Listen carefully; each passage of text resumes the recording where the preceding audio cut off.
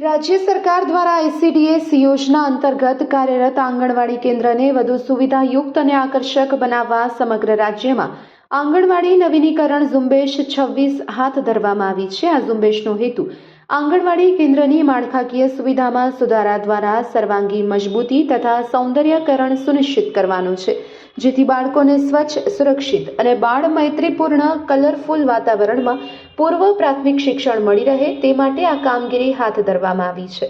ભાવનગર જિલ્લાના in charge programme officer અને 14 ઘટકોના બાળ વિકાસ યોજના અધિકારીના માર્ગદર્શન હેઠળ રાજ્ય કક્ષાએથી ફાળવેલ મેન્ટેનન્સ અને રિનોવેશનની 2 લાખ રૂપિયાની ગ્રાન્ટમાંથી કુલ 50 આંગણવાડી કેન્દ્ર તથા રાજ્ય કક્ષાએથી ફાળવેલ નાના સમારકામ માટે 8,500ની ગ્રાન્ટમાંથી 811 આંગણવાડી કેન્દ્રને વધુ સુવિધાયુક્ત અને આકર્ષક બનાવવાની કામગીરી હાથ ધરવામાં આવી છે।